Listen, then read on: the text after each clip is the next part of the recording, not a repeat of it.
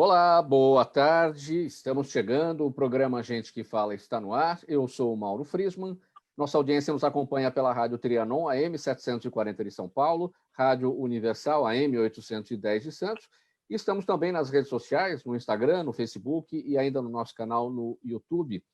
Siga a gente, curta, compartilhe os nossos conteúdos e não se esqueça de marcar a hashtag Programa Gente que Fala aí ao longo das suas interações pelas redes sociais. Hoje, dia 6 de janeiro, dia de Reis, nosso convidado para essa conversa de hoje no Gente que Fala é James Akel, jornalista, escritor, diretor de TV e de teatro, especialista em estratégias de marketing e também de comunicação. James Akel, seja bem-vindo, tudo bem? Como é que são as coisas? Boa tarde, Mauro. Muito obrigado pelo convite. Os meus cumprimentos a toda a equipe, ao Fausto Camunha e toda a equipe dele maravilhosa, que eu tenho saudade de rever pessoalmente. James, antes da gente conversar sobre o seu trabalho, sobre a sua vida aí em todas essas áreas, você que tem muitas vidas na TV, no teatro, como escritor, como jornalista de TV, e na política também. Como é que foi o seu 2020 nessa situação toda de pandemia? Olha, 2020, eu tenho um escritório na minha residência há mais ou menos 35 anos, mas eu tinha o meu hobby, que era passear no shopping. A cada 3 noites eu ia passear no shopping. E era passear mesmo, não era fazer compra, não. Eu chegava às 9 horas da noite, ficava caminhando no shopping em Iguatemi até 11h30 da noite. Era uma delícia. Você via essas vitrines maravilhosas que você não vai comprar, um sapato de R$ 6.500, bolsas maravilhosas. Você não vai dar para sua mulher uma bolsa de 50 mil, porque das duas, ou você está louco, ou ela está louca, ou os dois precisam de um psiquiatra, né? Então, mas era um lugar gostoso para passear, etc, etc. E isto é incrível, né? Mesmo tendo escritório em casa, trabalhando direto 10, 12, 15 horas por dia, você sente essa história da pandemia porque você não pode sair. Por que não pode sair? Eu fui no dia 30 de julho, eu marquei bem essa data, com máscara aqui, etc., para passear no shopping. O clima era de depressão, o clima era de tristeza. As lojas vazias, os vendedores não sabiam o que estavam fazendo, como é que eles iam pagar a conta de casa, porque o vendedor vive de vender, vive da comissão. Então, foi uma pandemia que pegou todo mundo desprevenido? Sim, porque ninguém sabe o que era. Tanto que no começo tinham mais mortes, porque as pessoas não sabiam nem como tratar, nem o que era, nem o que deixava de ser. E houve, sim, uma radicalização contra o comércio e contra a indústria. E o país pagou por isso, porque todo ato social que um governo, quer seja federal, estadual, municipal, quer fazer, qualquer ato social ou de benevolência social ou de ajuda para a população dos menos favorecidos, isso tudo é muito bem-vindo, mas quando tem dinheiro no caixa. E o dinheiro no caixa de qualquer país capitalista, aliás, até dos países comunistas, que é uma fraude essa história de comunismo social, é uma fraude. Até dos países sociais, você só tem dinheiro para fazer atividade social e ajudar os menos favorecidos se os mais favorecidos, o comércio e a indústria, tiverem movimento e pagarem impostos. Porque o governo não fabrica dinheiro emitindo uma nota e mandando imprimir, carimbar com tinta, etc. Isso é falso. Isso é uma estupidez pensar nisso. E está cheio de professor de faculdade que fala isso. Mas tudo bem. Então, se não existir o comércio e a indústria funcionando no máximo que puder, não vai gerar dinheiro para esse país, nem para pagar a Bolsa Família, nem para pagar a parte de saúde estadual ou municipal. Se não existir isso, o país tende a ter convulsão social. E as pessoas não sabem no Brasil o que é convulsão social. Agora, James Akel, e se não tivesse havido o Fique em Casa? Digamos que as pessoas estivessem trabalhando normalmente como sempre fizeram, sem as devidas formas de prevenção, sem máscara. Não, eu não falei sem prevenção. Eu não falei sem prevenção. Não falei Sim, da maneira como... mas aqui no começo não se sabia as formas de prevenção. Claro, claro que tinha que ter as prevenções, é lógico, as máscaras são importantes, embora muitos discutam se é ou não é, mas é uma prevenção.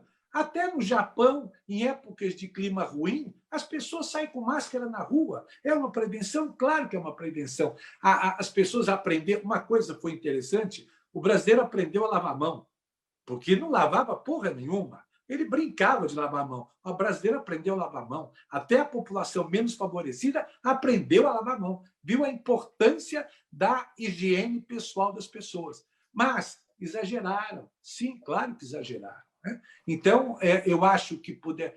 Não adianta a gente achar agora, Mauro, porque tudo já aconteceu. E as pessoas foram todas pegas desprevenidas. Não é culpa de governador, nem de presidente, nem de prefeito. A culpa é a radicalização, quando o prefeito prende uma senhora que está sentada sozinha numa praça vazia.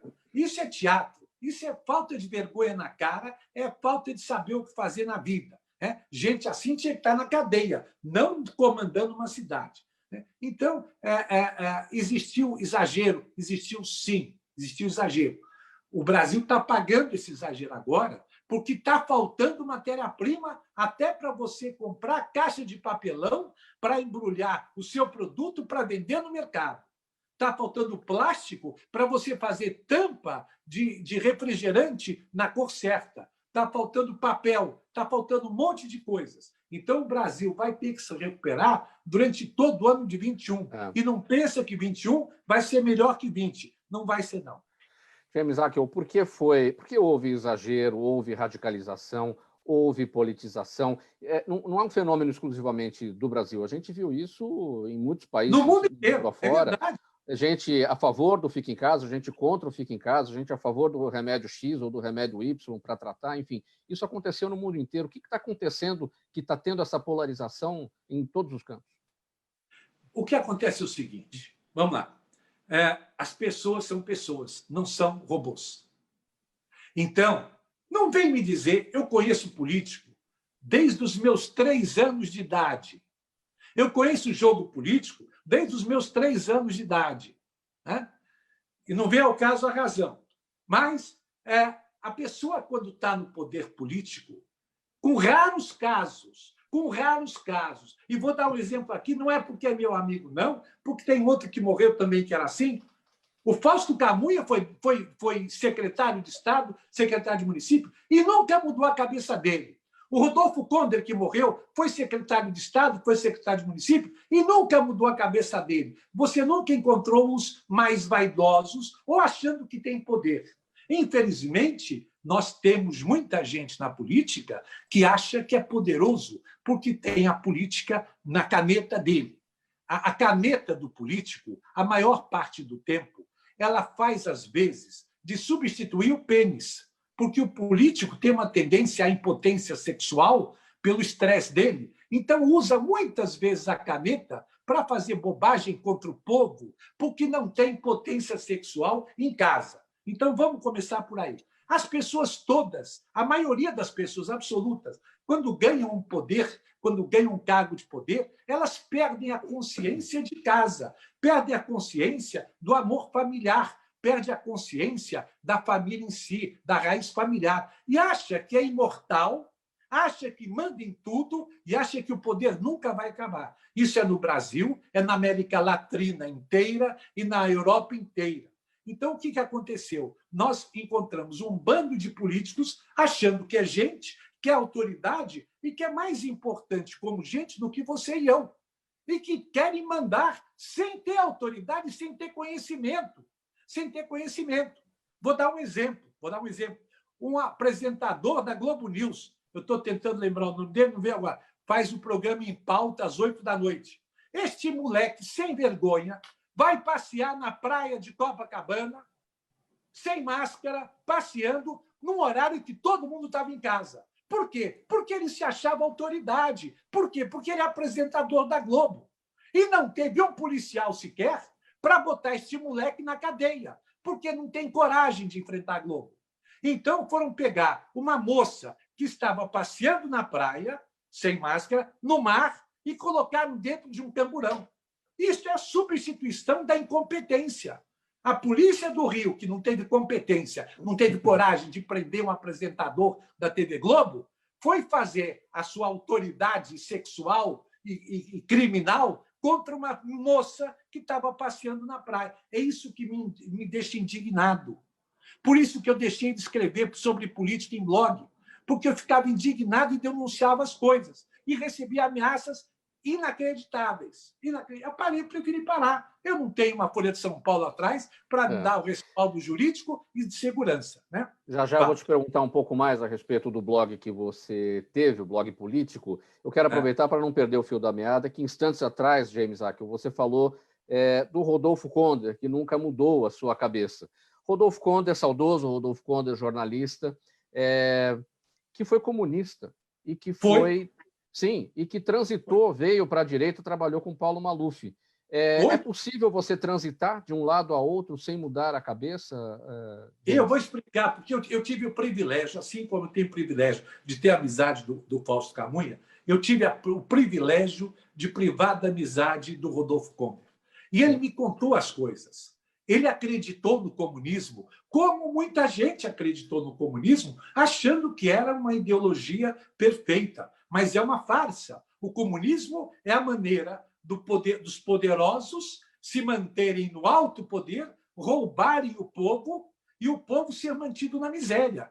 Todos os casos da história são assim. Você não conta um caso de sucesso do povo, aí você vai falar, mas a China, o povo está rico. A China não é comunista. A China é um capitalismo de Estado. Igualzinho foi o nosso regime militar de 64 a 85, um capitalismo de Estado. Né? Então, não tem nada de comunismo na China. Teve na União Soviética, teve, que matavam o povo de fome, teve. Mas vamos voltar. O Rodolfo Konder transitou em tudo. E ele me contou o desencanto com o comunismo e com as teorias da esquerda. E é o que eu falei, é o que eu citei antes. Como é que você vai fazer o bem para as outras pessoas se não tiver o dinheiro? Como é que o Estado vai poder ajudar os menos favorecidos se os grandes empresários, ou pequenos empresários, ou médios empresários, não pagarem seus impostos? Porque o dinheiro do Estado é do imposto que nós, empresários, pagamos, quer seja mega, pequeno ou médio. Então, o sentido do capitalismo, o capitalismo é o melhor de todos os regimes, porque é o único que você tem condições de subir, de galgar degraus. E é o único que você tem condições, através do governo, de arrecadar dinheiro vindo de trabalho honesto dos empresários para você poder fazer a redistribuição da renda para você atender Bolsa Família e similares. Sem capitalismo isso não existe. Entendeu? É um absurdo um país que se diz democrata como o nosso ter um partido que é o Partido Comunista. É uma incongruência. O comunismo nunca foi democrata, nem aqui, nem em Roma, nem em Paris, nem em lugar algum. Então, essa posição... Alô? Pode seguir, James. Então, essa posição tem que ser entendida, que o comunismo nunca foi democracia. Aliás, a democracia, se você pode pegar a história da América Latina, a democracia na América Latina só serviu para encobrir a bandalheira e a corrupção e a ditadura da esquerda. Para isso só que serviu a democracia na América Latina. Agora sim, James Acker, nossa conversa aqui com o estrategista em marketing e comunicação, James Acker, nessa edição do programa Gente que Fala. Você acompanha pela Rádio Trianon, AM 740 de São Paulo, e Rádio Universal, AM 810 de Santos, e também nas redes sociais, Instagram, Facebook e YouTube. James, agora sim, falando sobre o blog político que você teve, que teve início em 2006, você já destacou aqui que deixou de fazê-lo por razões de perseguição. O que foi que aconteceu? Ameaças puras. Eu não vou citar o exemplo, claro, mas eu vou citar um caso que aconteceu, que eu denunciei uma pessoa, e que eu tinha documento para provar que a pessoa não tinha dinheiro legal para fazer o que estava fazendo. Eu tinha documentação, não importa como eu consegui, eu tinha uma documentação oficial de que a pessoa não tinha fundos reais, legais, para fazer o que estava fazendo, para gastar o que estava gastando. Aí a pessoa me ameaçou com um processo. Aí mandou uma pessoa vir falar comigo. Falou, James, se retrata com a fulana de tal, era uma mulher, se retrata com a fulana de tal, porque aí fica tudo bem. Eu falei, não tem por que me retratar. Eu quero que ela vá na justiça contra mim, porque eu quero mostrar na justiça o documento tal, tal, tal, com os valores tais, tais, tais, e eu quero saber de onde ela pegou dinheiro para gastar, o que ela está gastando. Aí sumiu, não tinha mais processo, acabou tudo. Mas isso desgasta muito a gente. Para que continuar com uma coisa dessa? Entendeu? Isso é bom para quê? É para que uma Folha de São Paulo, para um Globo, para uma revista da Editora Abril, que tem estrutura de enfrentamento, estrutura jurídica, estrutura de segurança, e gosta de ficar com esse desgaste. Eu não gosto. Eu ficava indignado com essas coisas. Eu denunciava coisas que eu tinha documento, que eu tive acesso ao documento para mostrar o que era. Você imagina uma situação como a que eu passei hoje? Hoje, estaria gente do STF querendo me botar na cadeia, porque fizeram com um blogueiro exatamente isso. Um blogueiro que fez uma reportagem mostrando documento foi considerado fake news e botaram ele na cadeia. Para que eu vou fazer uma coisa dessa? A troco de quê? Não ganho nada com isso. Não Você está se referindo ao Oswaldo Eustáquio? Exatamente, exatamente. Primeiro, o pessoal do STF tinha que ter o respeito pelo jornalismo e citar o Oswaldo Eustáquio como um grande jornalista que é, e não citá-lo como blogueiro no processo de uma maneira desprestigiosa. Começa por aí. Segundo, eu prefiro não falar o resto que eu penso. Só isso. Mas vamos colocar nesse segundo, mas não tem muita gente aí que de fato é blogueiro, mas quer dizer que é jornalista? Tem sim, claro que tem. Mas não é porque... Olha, em todos os setores tem. A gente tem um bando de gente que diz que joga futebol e joga porra nenhuma. A gente tem um bando de gente que diz que é jornalista e assina, né, como jornalista, e a gente sabe o que ele faz. A gente tem um bando de gente que diz que é juiz de direito, né, e a gente sabe o que ele faz por trás do direito. Então, a safadeza não é privilégio de ninguém. E ninguém, quando eu digo ninguém, nenhum tipo de gente, nenhum nível deste país de autoridade está imune a ter problemas. Ninguém. Quando eu digo ninguém, é desde o presidente da República. James Ackel, estrategista de marketing e comunicação, conversando com a gente no programa Gente que Fala. James, você falou que conhece o jogo político desde os 3 anos de idade, mas desde os 4, você sabia fazer televisão, apresentava programa na TV. Não, os 4 eu não apresentei. Os 4 anos de idade, eu participei de um programa chamado Tamanho do Documento, sim, porque eu aprendi a ler e escrever com 3 anos de idade. E quando eu falo de jogo político, eu tenho uma consciência, lembrança, desde os meus 3 anos. E a nossa família tinha amizade com jornalistas que davam plantão no Campos Elíseos, que era o Palácio do Governo. Então, eu ouvia as histórias desde os 3 anos de idade, quem fazia o quê, aonde e como. Então, isso não é a safadeza, bandalheira, etc., não é privilégio de tempo nenhum, de regime nenhum, de partido nenhum. Nenhum partido pode dar uma de gostoso e dizer que é impoluto, porque não é. Porque não é. Né? Então, o que acontece? E com 4 anos eu participei de um programa chamado Tamanho do Documento, na TV Tupi, que ainda era Canal 3, e o apresentador era o deputado Aurélio Campos. E nesse programa eu respondia sobre muitas coisas. Durante 6 meses, 26 programas, eu ganhei todos os prêmios que a Estrela fabricava. Então, eu aprendia sobre árabe, inglês, francês, japonês, espanhol, geografia, ciência, história, variadas coisas. E eu atravessei 26 semanas como vencedor do programa, e na 26ª semana não tinha mais o que a Estrela me dá de presente, aí eu pedi uma boneca para dar de presente para minha mãe. A minha mãe ficou durante muitos anos brincando com uma boneca bonita, linda, que eu dei de presente para ela por causa desse programa. Logo depois apareceu um concurso na TV Paulista, que hoje é a TV Globo. Eram 230 crianças e eu ganhei. Eu fui o mais jovem apresentador contratado por uma emissora de televisão do mundo, porque o contrato mais baixo, registrado no Guinness, é um menino de 7 anos nos Estados Unidos. Eu tinha 6 anos quando o papai assinou o contrato com a TV Paulista no meu nome. Então, 6 anos de idade, eu fui apresentador. Depois eu fui para a Record como ator. Durante 4 anos, eu fui líder de Ibope absoluto, todas as terças e quintas, das 7 às 7h30, com um seriado chamado Turma do 7. Foi 60, 61, 62, 63. Terminamos em março de 64. E ganhamos todos os prêmios de melhores do ano durante os 4 anos, além da liderança do Ibope.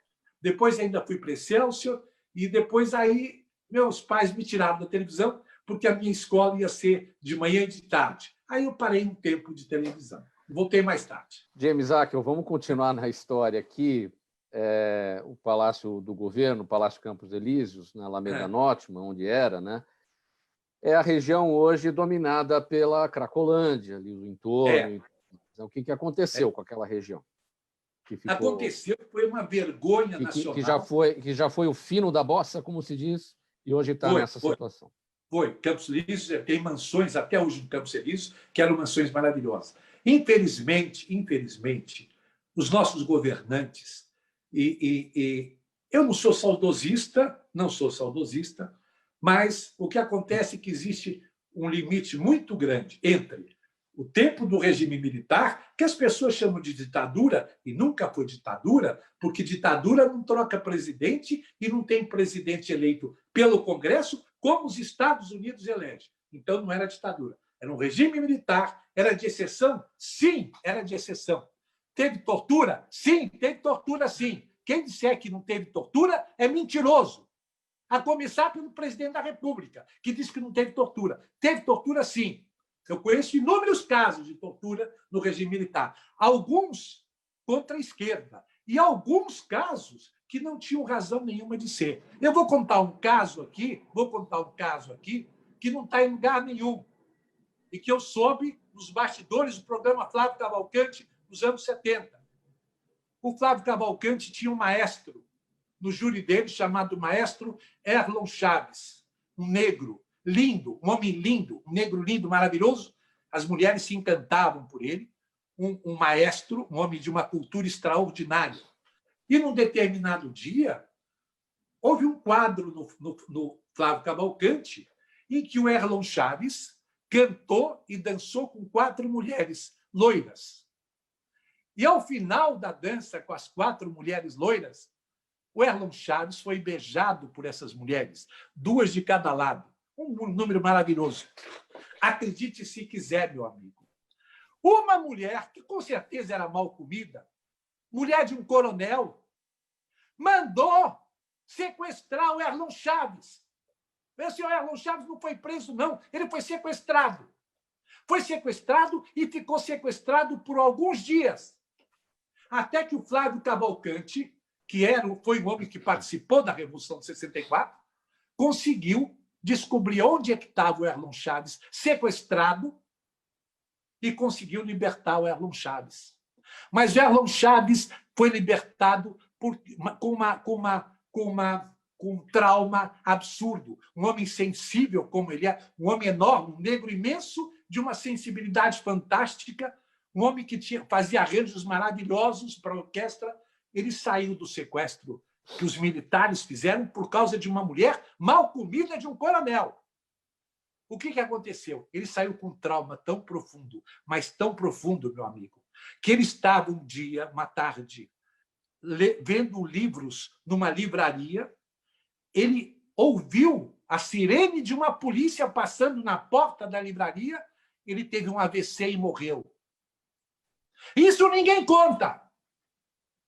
Os exageros do regime militar existiram, sim. Eu sou contra o comunismo, porque o comunismo não leva a nada, pelo contrário, leva a desgraça de um povo. Mas eu não vou ficar passando pano nas cagadas que os militares fizeram de 64 a 85. Este foi um dos casos. Quer outro caso? Eu te dou outro caso. Por que prenderam o Gilberto Gil e o Caetano Veloso? Eu não gosto, pessoalmente, nem do Gil e nem do Caetano. Não gosto da música deles. Para mim, não tem gosto, não tem validade nenhuma a música deles. Mas eles foram ídolos da nossa geração. Eles foram pessoas que trabalhavam muito bem, faziam músicas muito bonitas. Eu posso não gostar. Eu gostava do Chico Buarque, não gostava do Caetano. Foram presos sob um pretexto de que tinham ironizado o hino nacional dentro de uma boate num show. Isso não é coisa séria.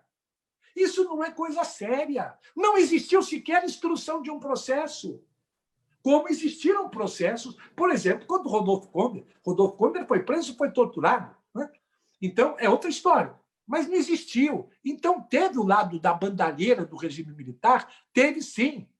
Teve sim. Eu vou dar o pior dos exemplos durante o regime militar. Eu não estou falando que o regime militar não prestou.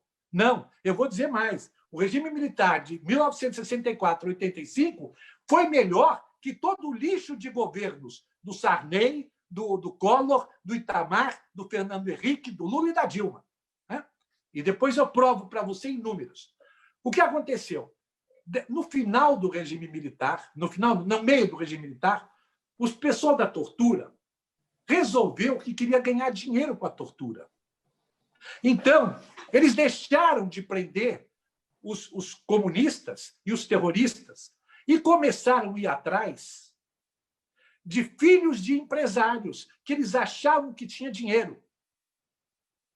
E prenderam alguns. Prenderam o filho do dono de uma grande rede hoteleira em São Paulo, que era considerado rico, e tomaram dinheiro do pai dele para soltar. Pode. James, você falava sobre o que acontecia na época da ditadura, sobre sequestros de filhos de empresários. Dá sequência. Foi. Então, o que aconteceu? O pessoal da tortura no tempo do regime militar resolveu ganhar dinheiro com isso. E aí eles começaram a prender estudantes que eram filhos de empresários. Então, prenderam o filho de um dono de uma rede hoteleira de São Paulo, que eles achavam que o cara era rico, milionário, porque tomaram uma grana enorme dele para soltar o filho. Prenderam o filho de uma rede de lojas de varejo, que eu não vou dar o nome, porque ela existe até hoje, e depois o dono teve que dar uma boa grana para o filho ser solto. E o caso mais escandaloso que eu conheci, porque aconteceu dentro da minha família, o que foi? Não é com um parente meu, não.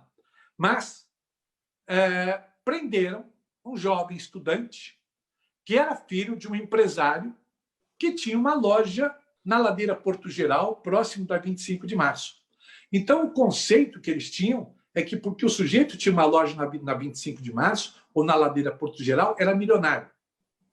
Prenderam o filho desse empresário, que eu conhecia, empresário, e ele foi o filho foi meu colega no colégio Caetano de Campos. Foi preso e foi torturado brutalmente. Aí, num domingo, chamam o pai dele no DOI-CODE, ali no Parque de Ibirapuera, num domingo, na hora do almoço, e mostram o filho dele pendurado, ensanguentado. Isso não é fantasia, não. Isso não é imaginação. Isso é coisa que aconteceu. O pai dele, desesperado, não tinha dinheiro. Era uma coisa absurda, era coisa de $100 mil, uma coisa absurda. Não tinha dinheiro que os torturadores queriam para liberar o filho.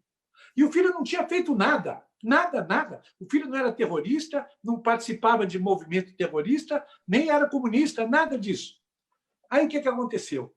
O pai do jovem, que é conhecido, que é muito conhecido hoje, é banqueiro, para você ter uma ideia.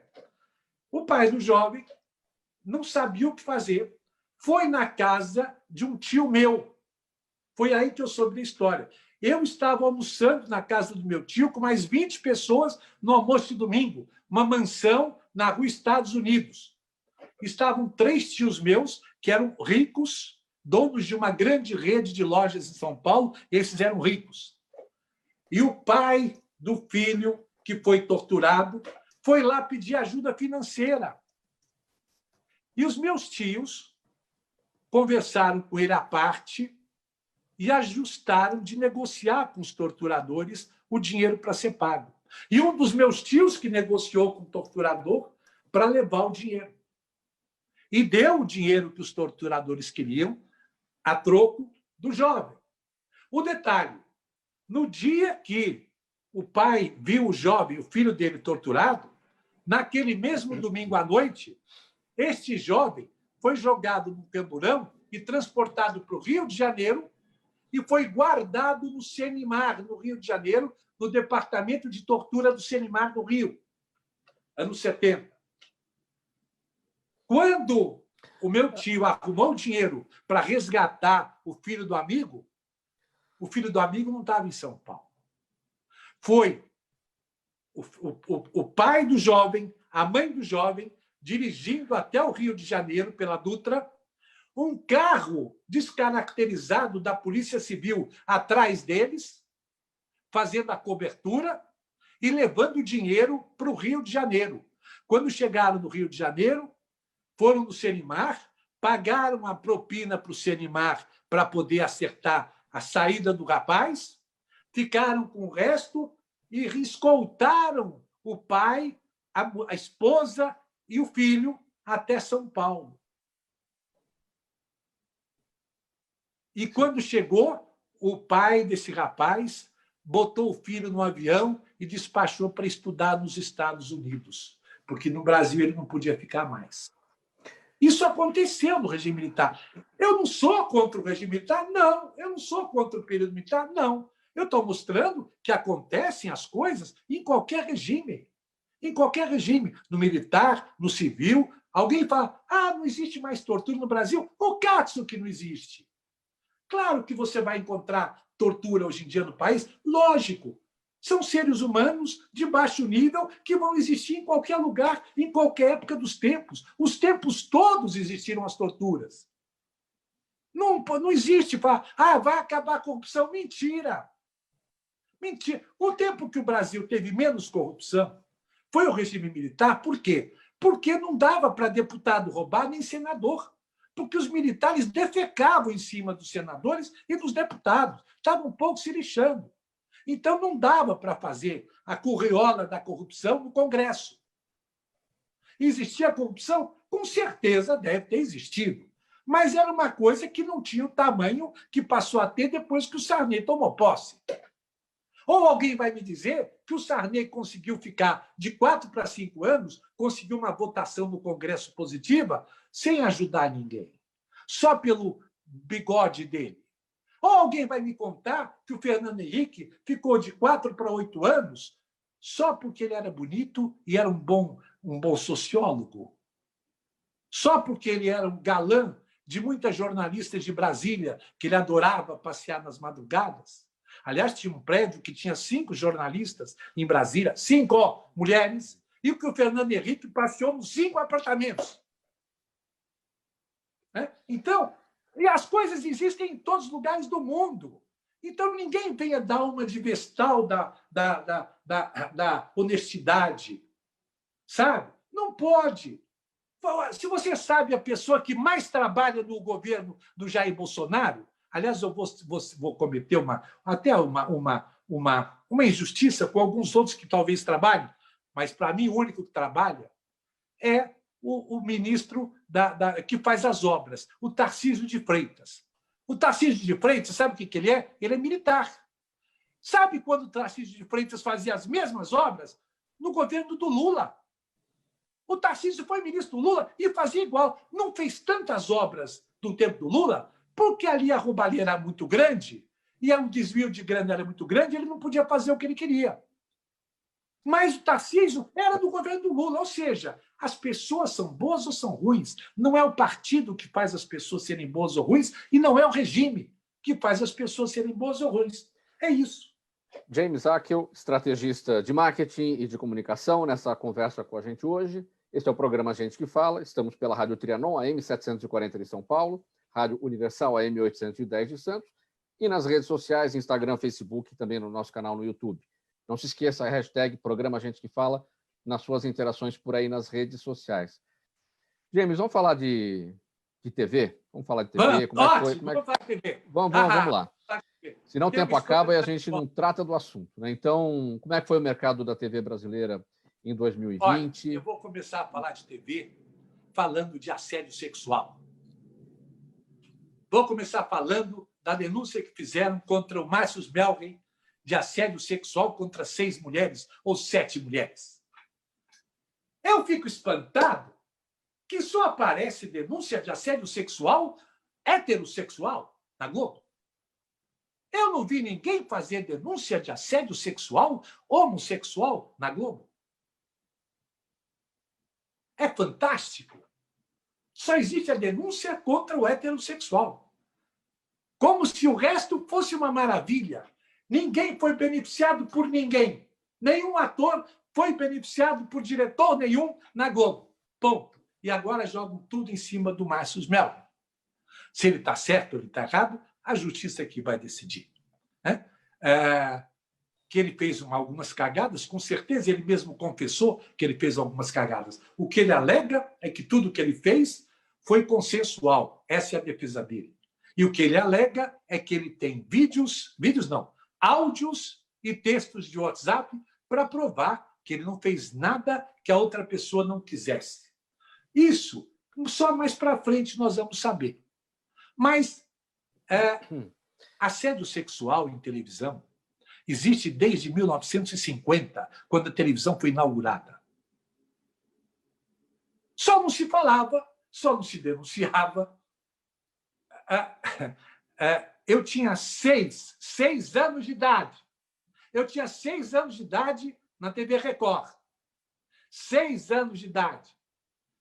Eu não sabia o que era sexo.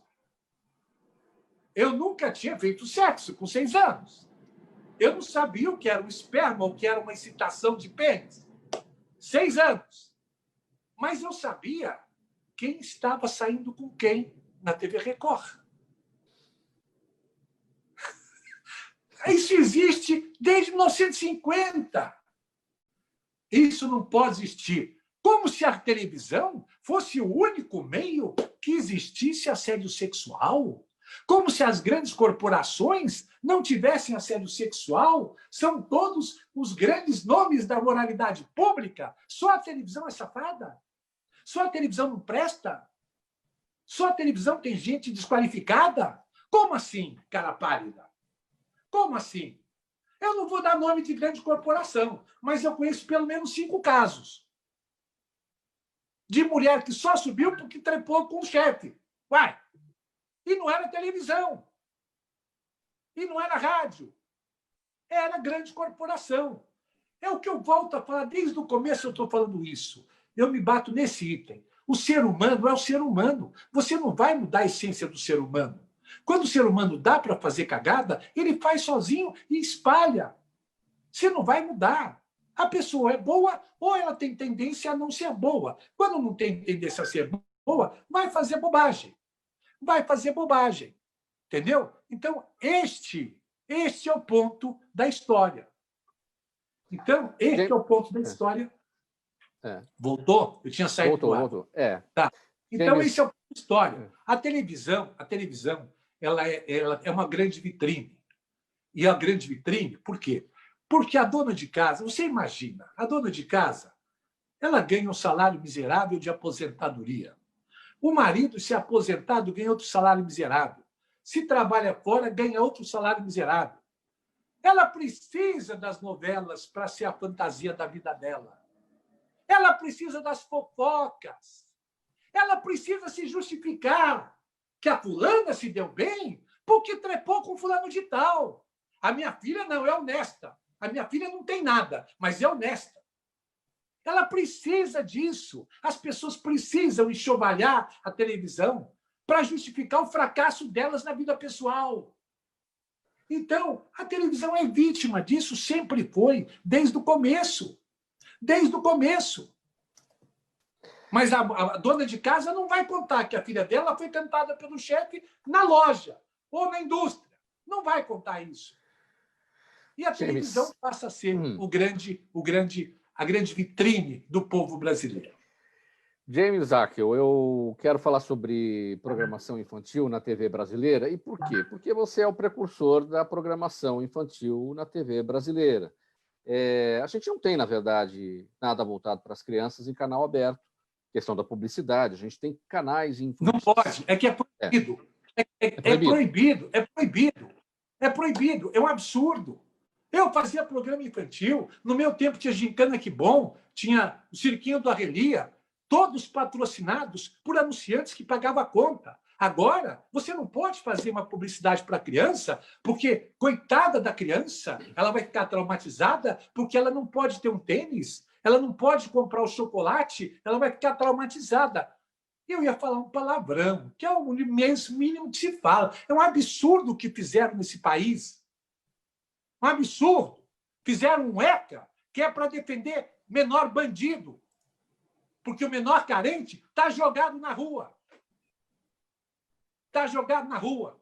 É muito bonitinho falar que defende pelo ECA, mas vai buscar as crianças que estão na rua. E eu não estou falando de criança bandida, não. Eu estou falando de criança menos favorecida, que está jogada na rua, com o pai, com a mãe. Cadê o governo que vai criar vergonha na cara e vai tomar o mínimo de atitude?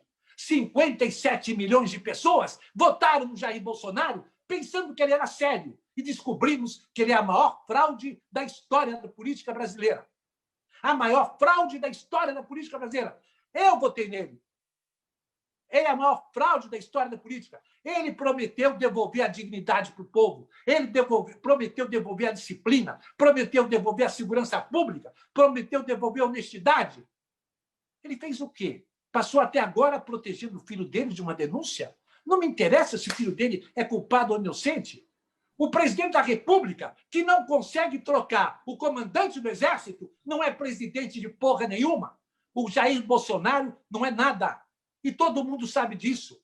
O presidente da Câmara, o Maia, sabe perfeitamente que o Jair não tem tropa para fechar o Congresso.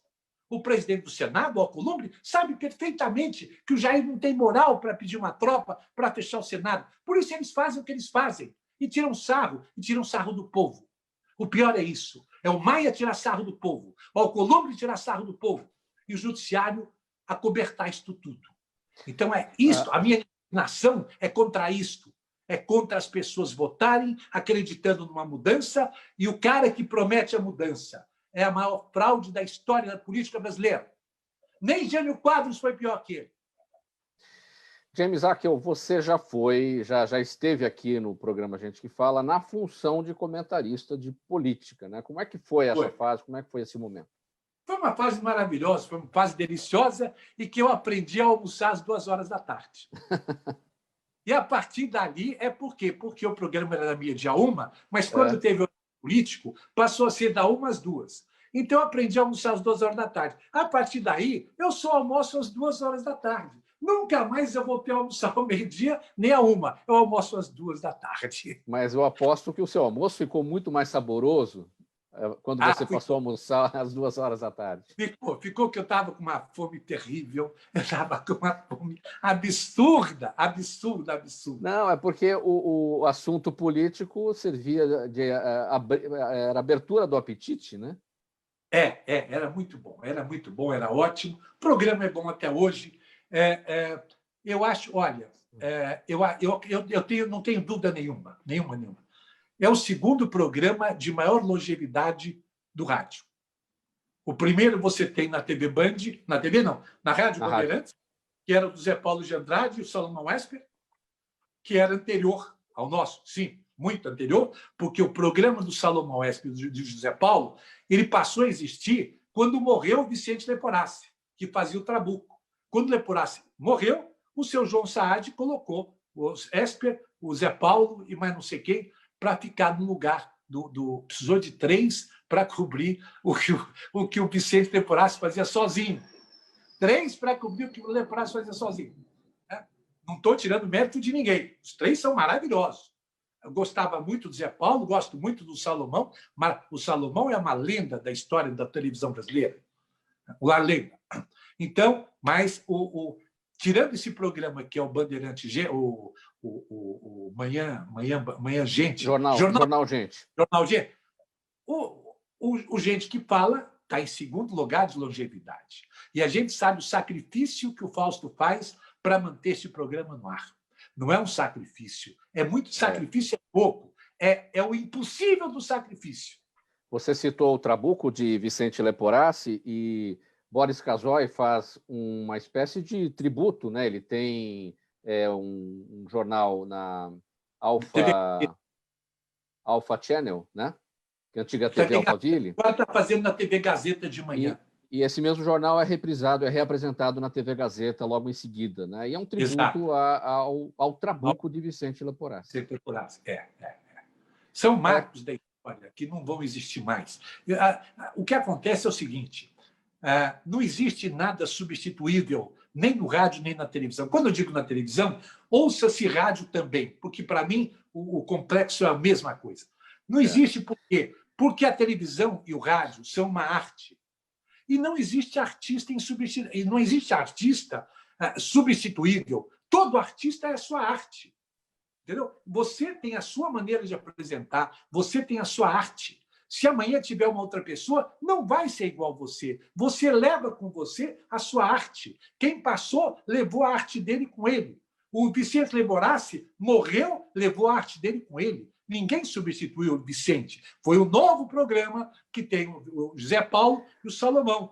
Morreu o Zé Paulo, Salomão aposentou e não tem ninguém para substituir. Por quê? Acabou. Que crie-se outra coisa, inventa-se outra coisa. Os artistas são insubstituíveis. James Akel, estrategista de marketing e comunicação, conversando com a gente nessa edição do programa Gente que Fala, pela Rádio Trianon, AM 740 de São Paulo, Universal AM 810 de Santos e também nas redes sociais. James, quem você acha que tem condições de se consolidar no segundo lugar de audiência ou na segunda emissora do país, atrás da TV Globo? É o SBT, de fato? É a TV Record? É outra emissora? É a Band, que está mais lá para trás, mas que teria um estofo aí para poder ocupar esse espaço de segundo lugar, de segunda emissora? Qual que é a sua avaliação? Olha, é o seguinte, não sei quanto tempo ainda a gente tem para poder explicar isso. Me fala em 3 minutos. Tá bom, então eu vou encurtar tudo. Eu não vou contar a história da TV Globo, que não vai dar tempo. É uma pena que não dá para contar a história da TV Globo, a verdadeira história da TV Globo. A TV Globo, da qual você é precursor, que foi TV Paulista, e você já estava lá, e depois a TV Paulista foi comprada pela Globo. E que a TV Globo só existe por causa do regime militar. Se não fosse o regime militar, a TV Globo não teria saído nem no papel da carta patente que o doutor Roberto tinha ganho do Juscelino Kubitschek. Não tinha saído nem do papel da carta patente. Mas isso é uma outra história. A TV Globo é um avião. Você imagina um avião lá no alto. Quando o Boni deixou a TV Globo, ele deixou o avião lá no alto. E embaixo não tinha ninguém, porque estavam todos tentando saber como é que liga o avião para taxiar na pista. Quando o Boni saiu, e a Globo perdeu muito de qualidade, perdeu muito de muita coisa, ainda assim, o avião está lá no alto, está a 10 mil metros de altura. Aqui embaixo está a Record taxiando, está o SBT taxiando e a Band lá atrás taxiando, né? Tem a Rede TV também, que às vezes liga o avião, né? Mas ninguém sabe como levantar o avião. Ninguém sabe como levantar o avião. A estrutura que o Boni deixou na Globo, que não foi criada por ele, foi copiada, foi instalada por ele, porque a estrutura não é brasileira. O que aconteceu? O projeto, que é novela das 7, jornal 15 para as 8, novela das 8 e show às 9, começou na TV Excelsior. A TV Excelsior fazia novela das 7, jornal de 15 para as 8 às 8, novela das 8 e show às 9. As pessoas falam, então foi a novela, foi a Excelsior que criou? Não, não foi a Excelsior que criou, não. A Excelsior copiou da TV Argentina. A Excelsior copiou da TV Argentina. A TV Argentina foi quem criou esse sistema de jornal das 7, 15 para as 8, não, novela 7, 15 para as 8 jornal, novela às 8 e show às 9. Veio da Argentina. Até hoje, este horário que o Boni colocou na Globo é o maior faturamento da TV Globo. O resto você pode fazer o que quiser. Aquilo intocável é o maior faturamento da TV Globo.